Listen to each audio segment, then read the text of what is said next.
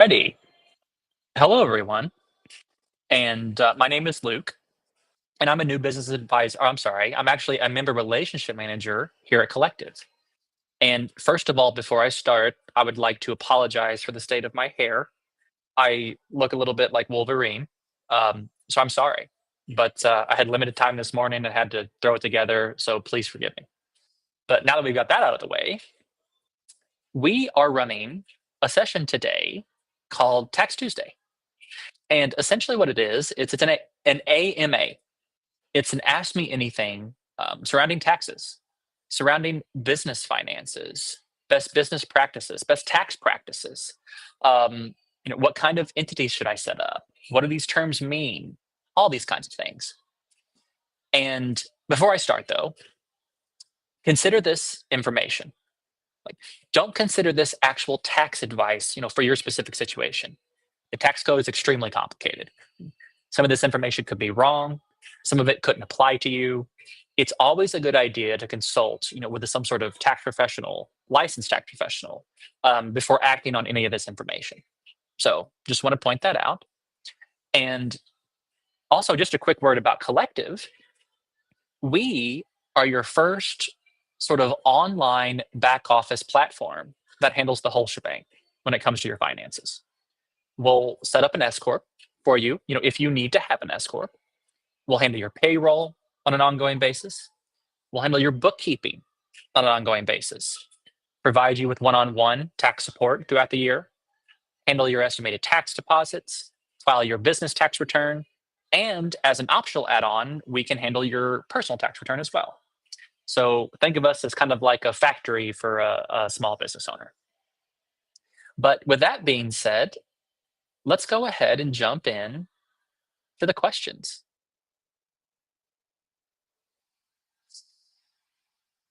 Okay. The first one, what is an S corp? Well, that's a great question, right? An S corp, well, for one, there's a lot of people that kind of have, what's the word for it? I guess like a misrepresentation or kind of like a misunderstanding about what an S corp actually means. A lot of people think that it means that it's some sort of business entity. When you hear the word S corp, people think, okay, well, this person has, a corporation, necessarily, because it's an S corp. They have a corporation. That's not the case. And what happens is when you, if you're not an S corp, like let's just say that you set up some sort of business entity, the IRS will automatically decide how to tax you. So let's say that you're a sole proprietorship, and which means you don't have an LLC set up, you don't have anything set up. The IRS taxes you as a disregarded entity, which means you're not taxed any different than like someone normally would be. The same thing with an LLC. You're still taxed as a disregarded entity, which means you're taxed the same way as a sole proprietorship. All of the money flows, to your personal tax return. There's no business taxes federally or anything like that. However, though, when you set up a corporation or a partnership, something like that, the IRS automatically assigns you a tax status. So, for example, when you set up a corporation, the IRS literally considers you a C Corp. And for tax purposes, you're taxed as a C Corp. And essentially, what that means is it's double taxation. The corporation pays an income tax at its level, and then taxes are also paid when those profits are paid out to shareholders or employees. So it's doubly taxed. One way to avoid that double taxation, though, is to file an S Corp tax election. It changes both your LLC disregarded entity status or your corporation status, double taxation status, into an S Corp status, tax status. And what happens is essentially once you become an S Corp, you yourself become an employee of your own business. If you have an LLC with an S Corp election, You are now an employee of your own LLC now that you've made this S corp paperwork. And now that you're an employee, your business will pay you a wage. Like, it'll pay you a salary just like you'd receive if you worked for someone else, like as a W-2 employee. But sort of the advantageous thing about S corps, when you're just comparing them to kind of like an LLC, just a straight up LLC, is you typically pay less in self-employment taxes. And self-employment taxes, like, they're a flat tax rate of 15.3%. Before you become an S corp, when you're just an LLC or something like that, all of your net earnings are subject to the self-employment tax. So let's say that, when you're an LLC, your business makes, its net income is around like 100,000, something like that. Before you become an S corp, how you come up with your self-employment tax is you take 100 grand and you'd multiply it by 15.3%. Like, all of your money is subject to it. What happens with an S corp election? Like I said earlier, you are now paid a salary from your business. Part of that 100 grand will be paid to you via a paycheck. And let's just say that paycheck is like $40,000 or something like that. Then that first 40K is still subject to the self-employment tax. You still pay it. Now, the other 60K, or like just the rest of your money outside of your salary, the technical name for those are distributions to yourself. And conceptually speaking, you can kind of think of them as dividends almost. Some people will use that term when they're talking about distributions. But long story short, those distributions are no longer subject to the self-employment tax or the payroll tax.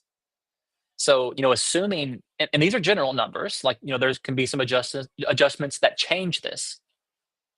But in this situation, an S corp could loosely save someone, what is that, around $9,100? Let me see, 60,000 times 15.3. Yes, that's $9,180 that this hypothetical person would save once they become an S corp. So, once you reach a certain income level, it can be pretty advantageous to go the S corp route.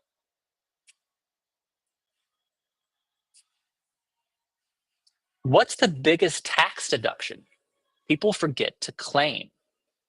Ooh, the biggest tax deduction that people forget to claim. That's a really good question. Um, I'd say, hmm, honestly, there might not be an answer to that question. Like, really, there's not. I don't know of any huge tax deductions that people just straight up forget to claim. Now, I know of some little ones that people sometimes don't take advantage of. And one of those is your mileage. You know, if you drive to a client meeting, if you're driving for business, you can write off those miles. Some people will forget that. And also, yes, Bronx Witch HQ, you read my mind. Also, the home office deduction. There's some people that forget about taking that. I wouldn't call that huge or like a big tax deduction. Of course, it depends on your home. You know, if you have a really expensive home, a large home, and you're using a lot of it for business, that could be a pretty substantial deduction. But in my opinion, most of the home office deductions I've seen, especially for the smaller business owners, it's a pretty negligible amount. So, and sometimes it's so negligible that it's a good idea not to even claim, so the IRS doesn't look at you even more stringently. But sure, I would say probably mileage and the home office deduction. It's probably two things that people forget. Can I write off my morning coffee as a business expense? No, you cannot. You can't write off your morning coffee as a business expense. Doesn't matter if you're thinking about business, none of that matters. And something else that people think that they can write off and they can't are business meals with themselves. Okay. The IRS does not consider those business meals. If you go to a restaurant by yourself and you go get some lunch and you happen to take with you your client book and you do a little bit of work, that is not a business meal. You're not supposed to write that off. And the reason that is because you're not there eating for business. Like that lunch doesn't exist because of your business. That lunch exists because you need to eat lunch. You're hungry, you need to eat lunch. Eating food personally is normal in the course of your personal dealings. Now, let's say that you were meeting with a client and that business lunch was scheduled specifically because you could have lunch with a client and do business. You can deduct half of that. You can deduct 50% of a meal like that. But just meals that you have by yourself that you think about business during or strategize by yourself, that is not a business expense. And if the IRS would ever examine that, they would very, very likely disallow that.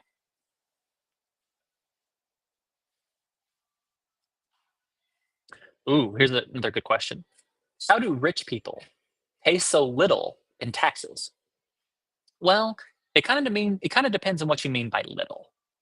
Now, really, rich people pay the most in terms of taxes and in terms of our just country's tax base, the entire taxes paid. Rich people actually pay the most in taxes. But I think what the question might be asking is how do the rich pay such a low percentage of their income in taxes? And there's a couple reasons why. A lot of rich people, or people who are rich, whatever you want to call them, is they've made their money, like through some sort of business, through some sort of um, high paying W-2 job. They made a lot of money in the past. And now, probably what they've done is they've invested that money. And a lot of their income is probably coming off the juice of those investments. So, or like, for example, like dividends, things like that. But what they're doing is that the rich don't take income as much once they accumulate a lot of assets. And they don't take capital gains on those assets. So what I mean is, let's say that rich people owned a bunch of stuff, and then when they needed money, when they needed income, they just sell assets and put money in their bank account. If they did that, which they don't typically, but if they did, they would owe a ton in taxes because you every time you sell something, you owe capital gains tax on that asset, whatever you sell. But what they're doing instead is they're getting loans off of their assets to use for income. And the interest rate that are on those loans are usually much lower than what they'd pay in tax if they sold their asset. So the reason why their effective tax percentage rate is probably a little bit lower than the middle class or whatever you want to call it is because how they get money is by borrowing off of the things that they own, assets that they own. You're not taxed on loans, you're taxed on income. So that's why. That's why they pay so little in tax, is because they're able to take loans instead of selling it. Is my pet considered a tax write off if I work from home? No, not at all. That's a personal expense and has nothing to do with the business. Great question, though.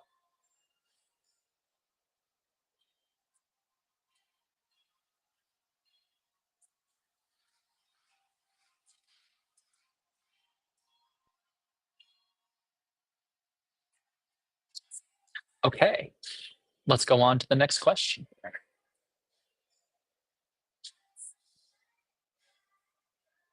What's one tax hack that could save people thousands of dollars? Well, there's a couple, but I think probably the biggest one is self-employed retirement accounts. You know, if you are self-employed, kind of regardless of how you're self-employed, whether you're a sole proprietorship, an LLC, an S corp, I would encourage you to set up and contribute to a self-employed retirement account. It can save you a lot on taxes. And like so, for example, with an S corp, let's say that you have a solo 401k, which is an option when it comes to self-employed retirement accounts. A regular 401k, like when you're just working as an employee for somebody else, you can only contribute up to the employee's limit, which is $23,000 this year in 2024. That even includes business deductions, or I'm sorry, that even includes money that whoever you're working for, what they contribute to your solo 401k, what they match, that can only be contributed up to $23,000. When you have a solo 401k as an S corp, actually, or as a sole proprietorship, it doesn't really matter. You can contribute up to $23,000 as an employee, but the business can also contribute an additional 25% of your W-2 wages in the S corp. So let's say that you pay yourself a salary of like $50,000 or something, through your S corp. On the employee side, you can contribute up to $23,000, which just takes 23 grand off your taxable income, just like that. So you don't pay income tax on any of that 23 grand. But then you can also take 25% of that $50,000 of your salary. Your employer can contribute that much on top of that. So what is 25% of 50,000? That's oh my goodness, what is that? 12,500. Is that what that is? Let me just make sure.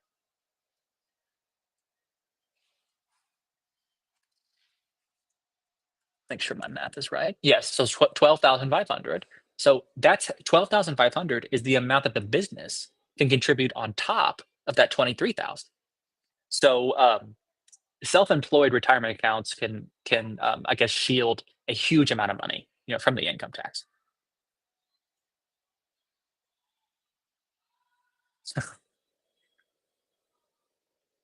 Ooh,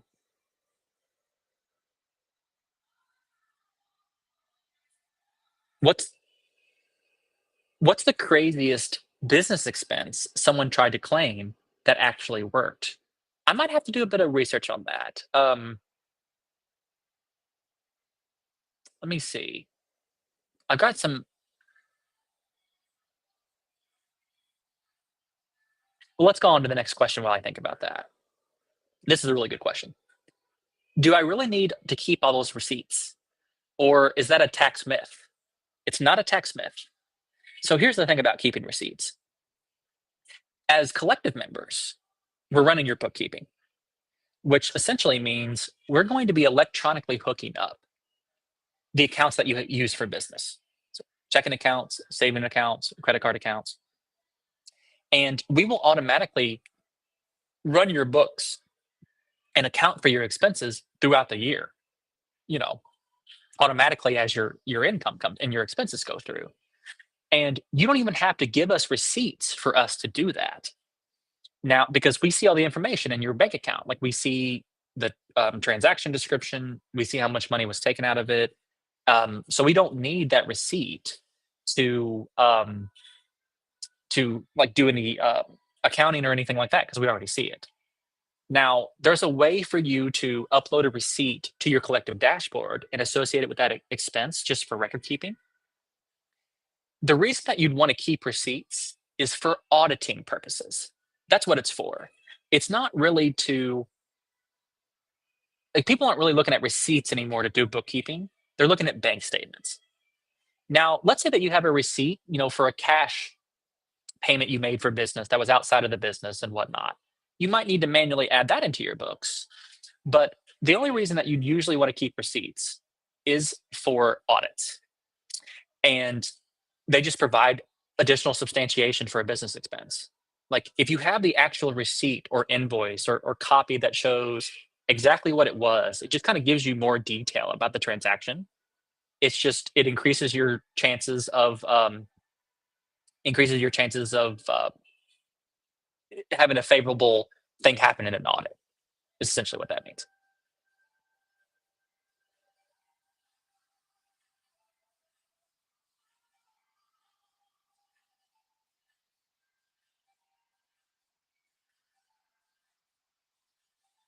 And then in terms of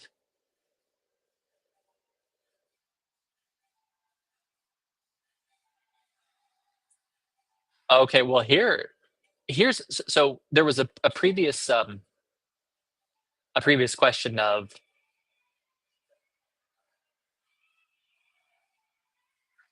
what's the craziest business expense someone tried to claim.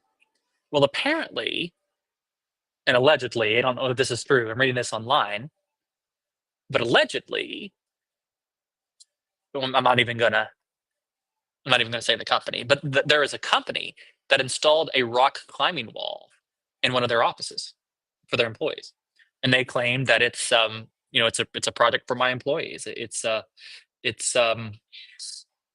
it will increase morale and increase their exercise. This should be a deductible business expense, and I think, as far as I can tell, it was allowed.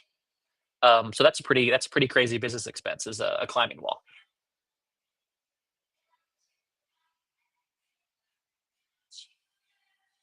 Can you break down C corp versus S corp, or I'm sorry, S corp versus C corp versus trust? Sure. So really, the difference between kind of um, the difference between an S corp and a C corp is essentially, there's a couple things. For one, how they're taxed. That's a big one. And with S corps, it's a pass through type of taxation, and you save money on the self employment tax because you're paying yourself a reasonable salary with an S corp. With the C corp, though, there's double taxation involved. So one area is the corporate tax rate, the income tax rate, and then whatever profits, when they're paid over to shareholders or anyone like that, it's taxed again, at the shareholder level. So in certain situations, it can be higher taxed. However, there are some situations where a C corp might be less in taxes overall. And one of those big situations are or the is if I'm sorry is if if you want to retain a lot of the profits in the business for later reinvestment back into the business. Because think about it, an LLC, an S corp, whatnot, those are pass through entities. So whatever profit the business makes is passed through to you, and then are typically calculated at income tax rates. So regardless if you distribute to yourself or not, your business income is taxed those income tax rates on your personal return. With a C corp, it's a little bit different. With a C corp, if it's not a pass-through entity, so you don't have to pass profits through to yourself. The business can retain them. So, for example, let's say that the business wanted to retain like $100,000, or the corporation wanted to retain like $100,000. You'll pay the corporate tax rate on that. But the thing about that is the corporate tax. What is the corporate tax rate? I think it's 21% corporate tax. Okay, it looks like the corporate tax rate's a flat 21%. A lot of times, that flat 21% is less than income taxes that would be charged on your pass-through income.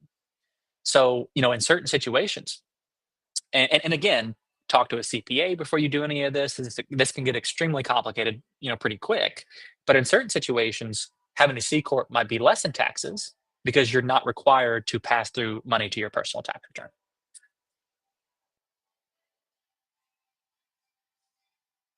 Okay, I think I have time for one more question.